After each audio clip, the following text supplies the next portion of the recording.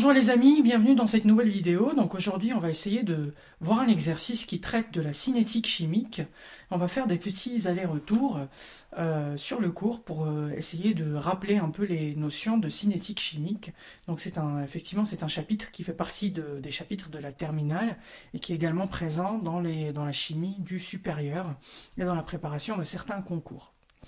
Donc, on va considérer ici, comme vous pouvez le voir, on va étudier par conductimétrie la cinétique chimique de l'hydrolyse du 2-chloro-2-méthylopropane qu'on note donc ici pour simplifier RCl, qui conduit au 2-méthylopropane de Hall qui est noté ROH. D'accord ? Donc on a une transformation qui est considérée comme complète, c'est-à-dire totale, qui va voir effectivement l'un des deux réactifs disparaître complètement. Donc ici, qu'est-ce qu'on remarque ? On remarque effectivement qu'on va avoir RCl comme réactif et on va produire ROH, et donc on va également avoir des ions dans le mélange réactionnel, donc H3O+, et Cl-, donc qui vont être produits.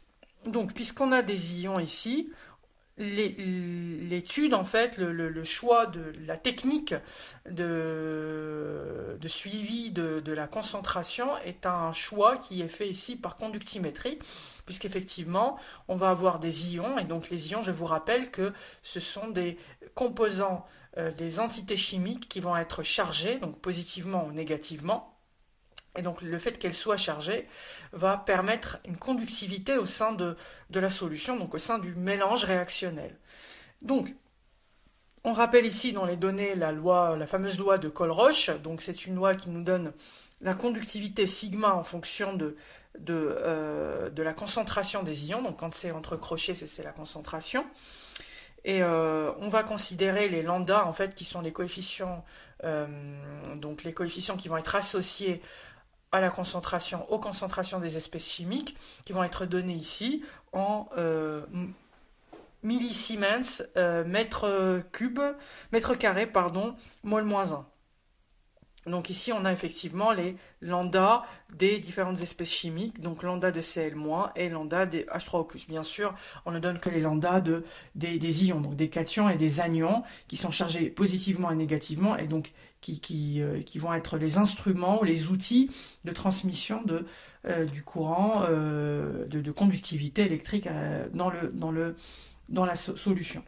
Donc, la réaction est réalisée dans un ballon plongé dans un bain-marie à une température de 40 degrés. Ça aussi, c'est important, c'est une donnée qui n'est pas négligeable, on va le voir par la suite dans les questions.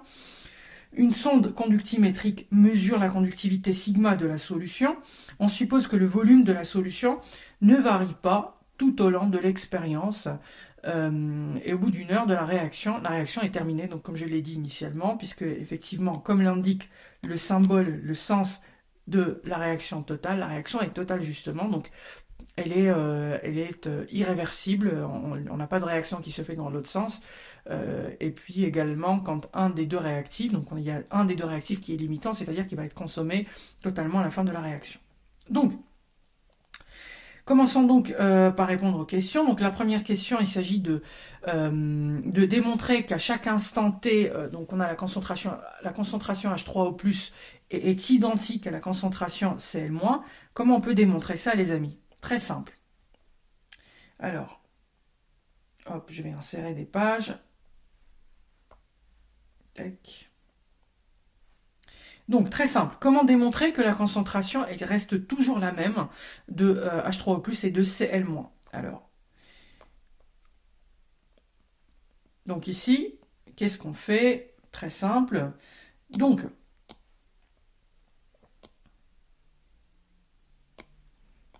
la réaction, elle s'écrit comment? La réaction s'écrit, je vais la réécrire, RCl plus, donc RCl plus 2H2O, ça nous donne ROH plus H3O+, plus Cl-. Donc on a ici H3O+, comme on peut le remarquer, et Cl-, tous les deux effectivement ont des coefficients stoichiométriques qui vont être égaux à 1, d'accord? Donc on n'a pas de coefficient qui est associé, tandis que H2O, par exemple, comme vous pouvez le voir, le coefficient stoichiométrique, je rappelle, c'est le coefficient qui est associé à l'espèce chimique dans la réaction, dans l'équation de la réaction. Donc ici, on remarque que H3O+, en coefficient stoichiométrique, c'est le même que celui de HCl- C1. Donc, quand on a cette égalité de coefficient stoichiométrique, eh bien, on peut déduire qu'à chaque instant, la concentration de H3O+ est égale à la concentration de Cl-. Donc, qu'est-ce qu'on peut écrire? Les coefficients, alors, je vais l'écrire en noir, les coefficients stoichiométriques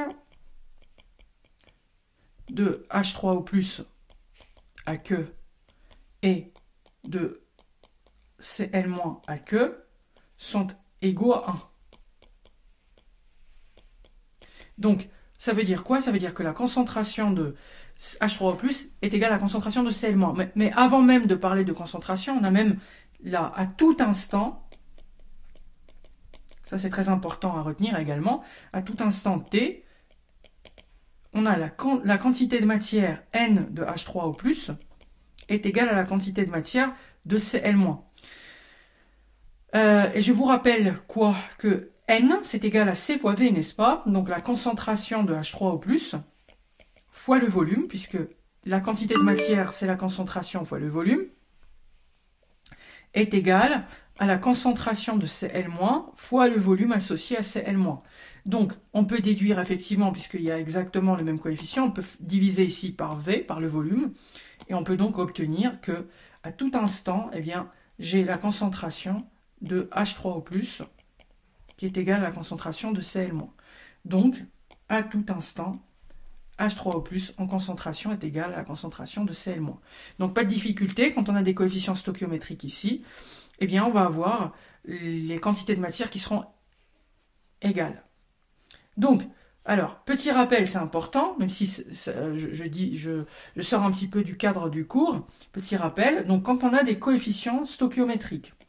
Donc, imaginons par exemple, on a une réaction alpha A plus bêta B. Bien sûr, alpha et bêta sont les coefficients stoichiométriques associés aux espèces A et B, qui nous donnent gamma C plus delta D. D'accord? On a des coefficients stoichiométriques alpha, bêta, gamma et delta. Donc ici, par exemple, si je veux la relation qui lie la concentration ou la quantité de matière de C et de D, ça n'est pas la quantité de matière de C n'est pas forcément égale à la quantité de matière de D. Donc ici, à tout instant, si je ne prends que les produits de la réaction, la quantité de matière de C divisée par gamma, divisée par le coefficient stoichiométrique associé, est égale à la concentration, à la quantité de matière de D, divisée par delta. D'accord? Ok? Donc ici, comme les coefficients stoichiométriques dans l'exemple précédent étaient égaux à 1, là, en effet, je peux dire N de C égale à N de D. Mais si c'est pas égal à 1, si par exemple, j'ai, supposons qu'on ait par exemple ici 2C et ici plus 3D, donc ça peut être 2H plus 3Cl-, ça peut être le cas. Hein. Donc dans ce cas, je peux dire que N de C, la quantité de matière de l'entité C, divisée par 2 égale à la quantité de matière de D divisée par 3. Là, oui. Mais je ne peux pas dire que la quantité de matière de C est égale à la quantité de matière de D. Il faut toujours composer avec, effectivement, ce qu'on appelle les coefficients stoichiométriques. Voilà, donc pour la justification complète, et même avec des explications qui sont un petit peu au-delà de la question. Donc, on va passer maintenant à la question 2. Donc la question 2, qu'est-ce qu'on nous demande ici? De 1, donc on nous demande de démontrer qu'à chaque instant, la concentration de H3O+ est identique, donc ça on l'a fait, montrer que cette concentration, notée C, est proportionnelle à la conductivité du mélange réactionnel. Donc comment démontrer que la concentration, donc notée C, est proportionnelle au mélange réactionnel, donc à la conductivité du mélange réactionnel, d'accord? Donc, très simple, qu'est-ce qu'on sait? D'après les données, et d'après en réalité la loi de Colroche, qui nous dit quoi exactement?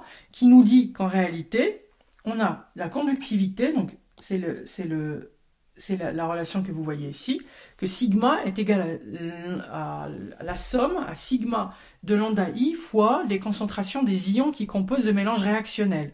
Donc ici, d'après les données, on sait que sigma est égal à la somme des lambda I fois la concentration des ions. D'accord? Ok? Donc d'après l'énoncé. Donc ici, dans le mélange réactionnel,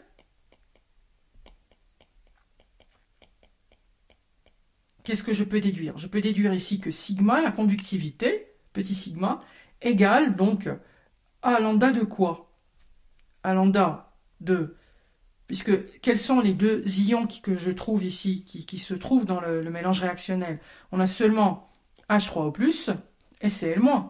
D'accord? Donc ici, on peut écrire tout simplement lambda de Cl- fois la concentration de Cl- plus lambda de H3O+, fois la concentration de H3O+. Donc, par ailleurs, qu'est-ce qu'on nous a dit? Par ailleurs, qu'est-ce qu'on nous a dit? Qu'est-ce qu'on a démontré? On a démontré que la concentration de Cl- était égale à tout instant à la concentration de H3O+, qui est égale à C. D'accord? C qui est la concentration qui est donnée. Donc on peut la noter C. D'accord? Voilà, donc on l'a démontré ça à la première question, vous venez de voir. Et donc ils nous disent ici également que cette concentration des ions, effectivement, est égale à C. Donc, qu'est-ce qu'on peut déduire? On va remplacer tout simplement, ici, Cl-, la concentration de Cl- et la concentration de H3O+, par C. Donc, sigma devient lambda Cl- fois C, plus lambda H3O+, fois C. Donc, qu'est-ce qu'on remarque ici? On observe quoi? On observe que C, quoi, est un facteur commun. D'accord? Donc on peut mutualiser, on peut factoriser par C ici. Donc si on factorise par C, on obtient C facteur de lambda Cl- plus lambda H3O+, donc les conductivités molaires. Et donc ici, ça veut dire quoi ça? Qu'est-ce que ça veut dire? Est-ce qu'on a répondu à la question? En quelque sorte, oui, puisque qu'est-ce qu'il nous demande à la question? Il nous demande de démontrer que la concentration C est proportionnelle à la conductivité sigma. Effectivement, on a une proportionnalité. Ça veut dire quoi une proportionnalité? Ça veut dire tout simplement qu'on a un produit. Que pour obtenir sigma, il suffit de multiplier la concentration C par une constante, d'accord? Donc ça, c'est une constante. Lambda Cl- et lambda H3O+ sont des constantes qui sont données à l'énoncé, d'ailleurs, comme vous pouvez le voir. Donc ici, effectivement, on observe que l'on a une proportionnalité entre C et sigma, d'accord? Donc on a une proportionnalité entre la concentration C et entre sigma. Et bien sûr, le coefficient de cette proportionnalité est égal à lambda Cl- plus lambda de H3O+. D'ailleurs, je peux même le calculer. Hein. Lambda de H3O+, plus lambda de Cl-, c'est déjà donné, je crois, ici, comme vous pouvez le voir dans l'énoncé. Donc, ça fait 7,63 plus 35.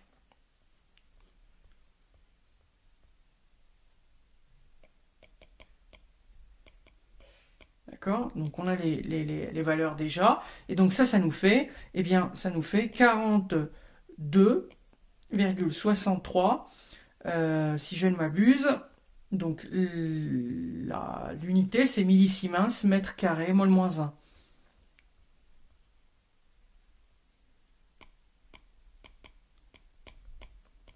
Voilà.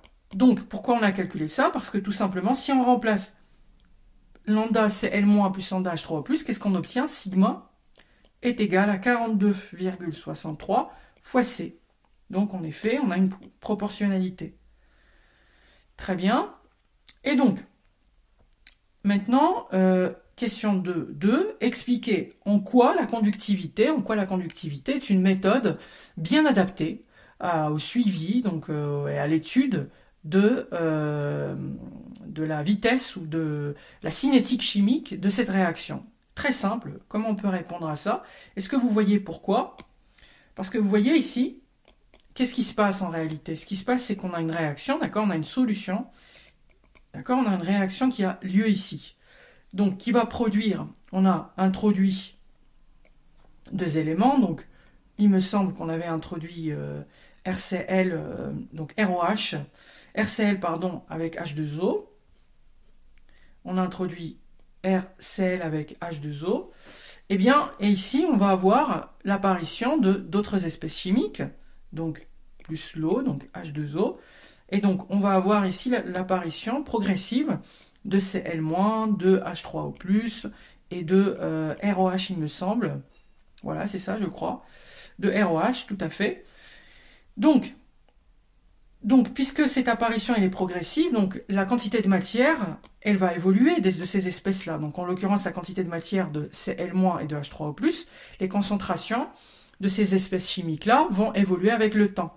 Et donc, comment je peux, à tout moment, noter cette évolution-là? Donc, je ne vais pas pouvoir calculer, je n'ai pas d'instrument pour calculer directement la concentration. En revanche, j'ai un instrument qui me permet de calculer la conductivité. Donc, si je mets une sonde conductimétrique ici et j'ai le calcul de sigma, d'accord, vous voyez?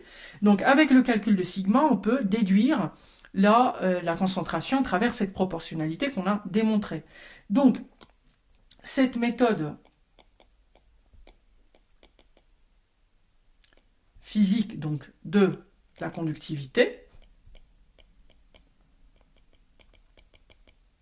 est utile au suivi ou à l'étude de la réaction, suivi de la réaction, de la cinétique. Donc la cinétique, qu'est-ce qu'on appelle la cinétique? C'est simplement la vitesse, d'accord? Donc on peut calculer à chaque instant la conductivité, étant donné qu'on peut calculer la conductivité ou l'évolution de la conductivité en fonction du temps, je peux également calculer la progression de la concentration en fonction du temps. Donc cette méthode est utile au suivi de la cinétique de la réaction, car l'étude de l'évolution de la conductivité sigma est possible en tout instant. Donc bien sûr grâce à la sonde, à tout instant, et donc la déduction de la concentration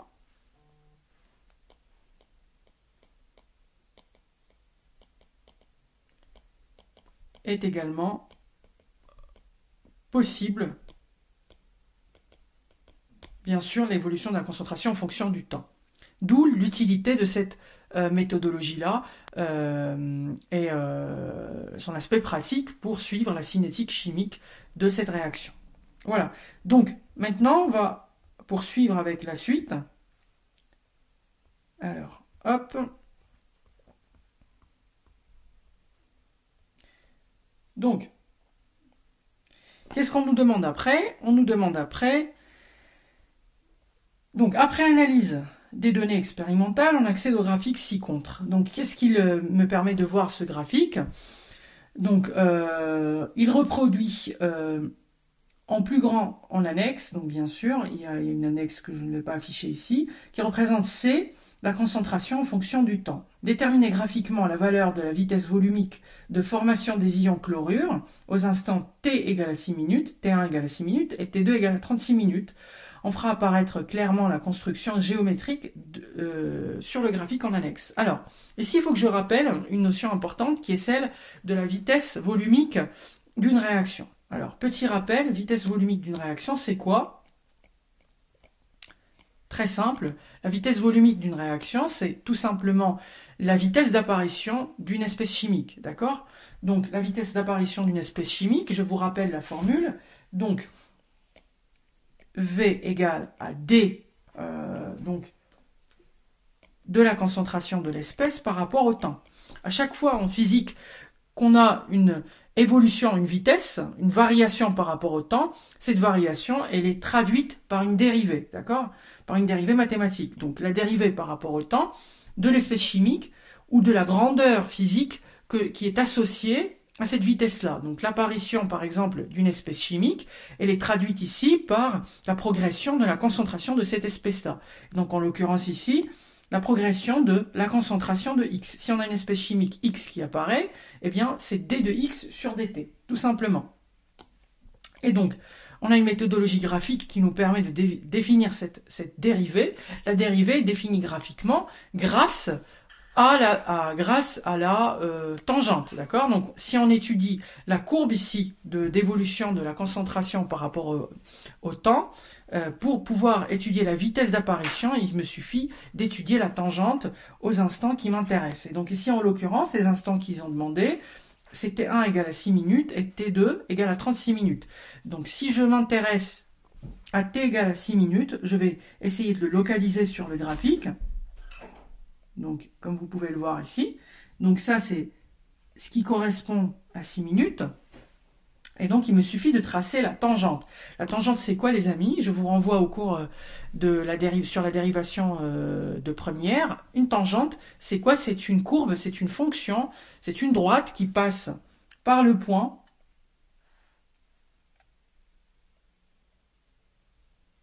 par exemple la tangente, si je veux la tangente c'est approximatif ici.